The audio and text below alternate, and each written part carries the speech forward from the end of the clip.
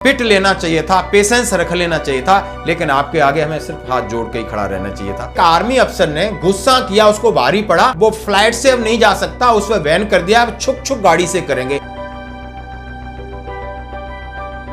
तो मैं बता सकता हूं, हम छुक छुक गाड़ी से करेंगे, हम पैदल भी सफर कर सकते हैं। हमारे अंदर वो जज्बा है, का लिखने का तरीका है, जो सम्मान करने का तरीका है, आज इसको उजागर करना जरूरी। सोल्जर्स हैं जिन्होंने देश की सेवा करी है, उनके लिए भी यहाँ पर सीट अलॉटेड होती है। कि ये जहां सीट है, हमारे चाइना जो चीन आर्मी है उनके जवान बैठेंगे, ये रिजर्व है, इनमें कोई बैठ नहीं सकता। हम अपने लोगों पर गुस्सा करते हैं, कहीं आपने ऐसे उदाहरण देखे, लेकिन इस तरीके से आपने इसको पेश किया है, को बैन कर दिया, अच्छी बात है, पूरी सेना को ही बैन कर दो, हम तो कह रहे हैं। और नहीं तो आप सैनिकों के साथ क्या करते हो देखा है ना। बोले जो बोले कोई दिक्कत नहीं है भाई, कोई दिक्कत नहीं, आम जनता को धर्म से बड़ा कुछ है जी। अभी ट्रेन में बेड सीट के चक्कर में आपने उसको पेल दिया। देखिए कम से कम हजारों की मात्रा में कॉकरोच घूम रहे हैं, खराबी देखिए ऊपर। पैरामिलिट्री फोर्सेस भाई सरकारी ड्यूटी पे अमरनाथ यात्रा पे जा रहे हैं, आपने कौन सी ट्रेन खड़ी कर दी? क्या देश में सेना और सैनिकों के प्रति सच्चा प्यार है या दोगला प्यार है? आपको यह वीडियो देखना होगा, क्योंकि थोड़ा एक हेडिंग है उसको सुनकर के बुरा लगा। इसमें लिखा है, आर्मी अफसर को पड़ा गुस्सा करना भारी पड़ा, अब छुक छुक गाड़ी से करेंगे सफर, फ्लाइट में नहीं रख सकेंगे कदम। आप समझ सकते हो ये क्या कह रहा है अखबार? क्या कह रहा है कि एक आर्मी अफसर ने गुस्सा किया, उसको भारी पड़ा और उसको वो फ्लाइट से अब नहीं जा सकता, उस पर बैन कर दिया, अब छुक छुक गाड़ी से करेंगे। तो मैं बता सकता हूं, हम छुक छुक गाड़ी से करेंगे, हम पैदल भी सफर कर सकते हैं, हमारे अंदर वो जज्बा है। लेकिन जो आपका लिखने का तरीका है, जो सम्मान करने का तरीका है, आज इसको उजागर करना जरूरी है। दोस्तों, सबसे पहले आपके सामने एक चीन का वीडियो मैं दिखा रहा हूं, जो हमारे किसी इंडियन भारतीय भाई ने भेजा है, और वहां पर एयरपोर्ट पर वो बैठा है, वहां पर सीटें हैं और उस पर सेना के लिए सुरक्षित सीटों का एक लेबल लगा हुआ है कि ये जहां सीट हैं, हमारे चाइना जो चीन आर्मी है उनके जवान बैठेंगे, ये रिजर्व है, इनमें कोई बैठ नहीं सकता है। भाई फौजियों की कैसी इज्जत होती है चाइना में, इस वीडियो से आपको समझ में आ जाएगा। भाई मैं हूँ भी चाइना के एयरपोर्ट पे, और यहाँ के जितने भी बस स्टैंड हैं, मेट्रोज हैं, इवन एयरपोर्ट हैं, उस पर जो सीटें हैं, कुछ डेडिकेटेड सीटें होती हैं जो सिर्फ सोल्जर्स के लिए रहती हैं।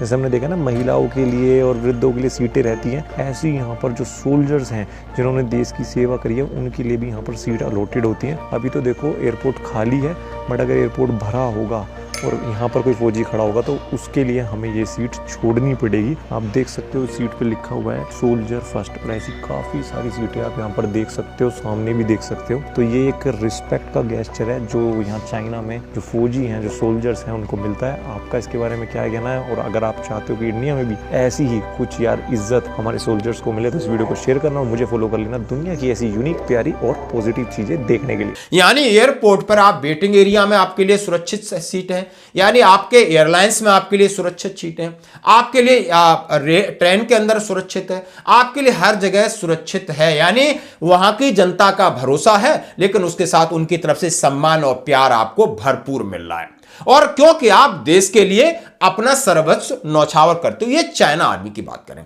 अब मैं अपने आर्मी की बात, ये वीडियो भी आपने देख लिया, अब अपने आर्मी की बात करूंगा। यानी सबसे पहले तो ये आर्मी अफसर को भारी पड़ा गुस्सा, अब छुक छुक गाड़ी से करेंगे सफर, फ्लाइट में नहीं रख सकेंगे कदम, इसके ऊपर बात करेंगे। और ये लेफ्टिनेंट कर्नल रितेश कुमार साहब है, जो श्रीनगर से छुट्टी आ रहे थे अपनी इमरजेंसी में, और छुट्टी आ रहे थे, और छुट्टी के बीच में आपने देखा होगा स्पाइस जेट के ऊपर उनके साथ समस्या होती है। अब समस्या जो होती है श्रीनगर एयरपोर्ट पर, वो आपने वीडियो देखा होगा, लेकिन सबसे पहले उनके कर्मचारियों ने उन्हें घुसने नहीं दिया बैगेज के चक्कर में, तो ये था सम्मान। फिर उनके साथ बदतमीजी की थी, ये था सम्मान। सबसे पहले हाथ उनके ऊपर उठाया उनके कर्मचारी स्टाफ ने, ये था सम्मान। अब ये छापा जा रहा है कि उनको गुस्सा करना भारी पड़ा। क्यों? दिमाग खराब है हमारा, हम अपने लोगों पर गुस्सा करते हैं। कहीं आपने ऐसे उदाहरण देखे, लेकिन इस तरीके से आपने इसको पेश किया है, इस पर हमें बड़ी आपत्ति है, आपके शब्दों पे आपत्ति है। इस खबर के ऊपर तो हम जरूर आएंगे, आखिर उनको बैन कर दिया, अच्छी बात है, पूरी सेना को ही बैन कर दो, हम तो कह रहे हैं। सेना को जब आपको जरूरत पड़े, जब आपके आगे घर में पानी भर जाए, तब आप सेना को बैन कर देना, बुला लेना, हम आपका पानी निकालेंगे, हम आपको सुरक्षित जगहों पे ले जाएंगे, तब आपको सेना भगवान आती है। और नहीं तो आप सैनिकों के साथ क्या करते हो देखा है ना, अभी ट्रेन में बेड सीट के चक्कर में आपने उसको पेल दिया, और उसकी मृत्यु हो गई, जो सेना देश के लिए शहीद होना था या देश की रक्षा करना था, और ट्रेन में एक बेड शीट के लिए आप लोगों ने, मैं आपको कहूं क्यों, ये सिविल कम्युनिटी का सोच है, इसलिए मैं दोगला प्यार की बात कर रहा हूं। आपने जब हमारे पैरामिलिट्री फोर्सेस भाई सरकारी ड्यूटी पे अमरनाथ यात्रा पे जा रहे हैं, आपने कौन सी ट्रेन खड़ी कर दी? चलो वो सिविलियन था, ट्रेन का एक स्टाफ था, नहीं आएगी समझ में, लेकिन पूरे रेलवे डिपार्टमेंट ने कौन सी ट्रेन दी? अभी बिहार में चुनाव खत्म करने के बाद पैरामिलिट्री फोर्सेस, सीआरपीएफ, सीआईएसएफ अपनी बैरकों में जा रहे थे, उनके लिए कौन सी ट्रेन दी? जरा ये वीडियो भी आप देख सकते हो। ये कोच नंबर 106408 पीछे वाले में भी नहीं है, इसकी इसी के में। यहाँ पर भी नहीं है, ये है, ये भी नहीं है इधर अंदर,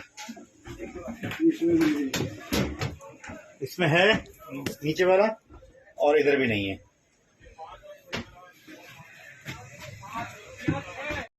अरे देखिए, कम से कम हजारों की मात्रा में कॉकरोच घूम रहे हैं यहाँ। बुरे हाल है इस ट्रेन के। देखिए सर, ये देखिए ऊपर हाल सर, पूरा बारिश बुरिश सब नीचे आएगा इसमें। बिल्कुल ठीक नहीं है इस ट्रेन की कंडीशन, मतलब ट्रैवल करने लायक तो सर ये है नहीं, और 5-6 दिन लायक तो बिल्कुल नहीं है सर। बहुत बुरा हाल है, ऐसा लग रहा है कहीं डंप यार्ड से उठा के डिब्बे जोड़ दिए इन्होंने। ये देखिए पूरी की पूरी खिड़कियां सब खराब। ये देखिए ऊपर, ऐसा लग रहा है सर गंद भरा हुआ है ऊपर सारे में। ऐसा लग रहा कई सदियों तक ये खड़ी हुई थी ट्रेन और अभी निकल के आई है वहां से। बिल्कुल वर्किंग गोइंग कंडीशन में तो है नहीं सर ये। अगर जबरदस्ती अगर ढकना हो तो वो अलग बात है। लाइट वाइट है नहीं सर यहाँ, और बहुत ही बैड सिचुएशन सर। ये देखिए सर, मतलब ऐसा समझ सकते हैं सर कि ये ट्रेन में मतलब सफर करना लगभग नामुमकिन है। ऐसे तो हाल देखिए सर, पूरा ट्रेन में छेद ही छेद है सर, पूरी से। ओके रुकिए, ये देखिए ये सामने पूरा टूटा हुआ बुरा हाल।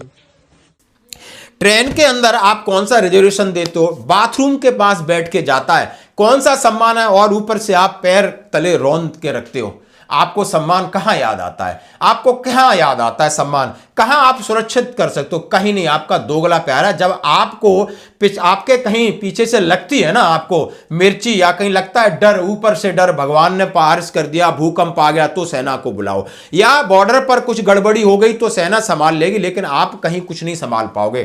क्यों? कि आपकी सोच बहुत घटिया है सैनिकों के प्रति। ये सामने निकल के आ रहा है, और सीधा सीधा हमें कहने में कोई भी दिक्कत नहीं है। नहीं तो आप बताइए, आप सेना को सिर्फ ऐसे समझते हो कि 20-25 हजार रुपए मिलते हैं, अब ये बॉर्डर भी संभालेंगे, आपका घर भी संभालेंगे, आपके बच्चे भी संभालेंगे, इनके बच्चे यतीम हो जाएं, ये बलिदान हो जाए, ये मर जाएं, क्योंकि इन्हें सब कुछ मिल जाता है। थोड़ा शर्म करो, थोड़ा शर्म करो। अब आते हैं इस भाषा के ऊपर। अब आपके सामने रखें फिर दोबारा हेडिंग को।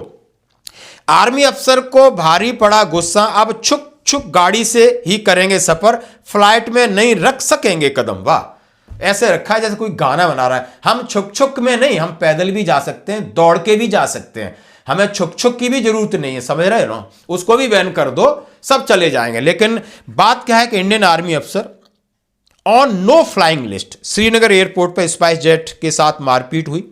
लेफ्टिनेंट कर्नल हमारे रितेश कुमार साहब थे, और सभी प्रमुख एयरलाइंसों ने उन्हें बैन कर दिया, और जिसमें उनको गुस्सा भारी पड़ा की कहानी लिख रहे हैं। और मैं नाम बताऊं, स्पाइस जेट है, एडिंगो है, एयर इंडिया है, एयर इंडिया एक्सप्रेस है, और आकाशा एयर नाम शामिल हैं।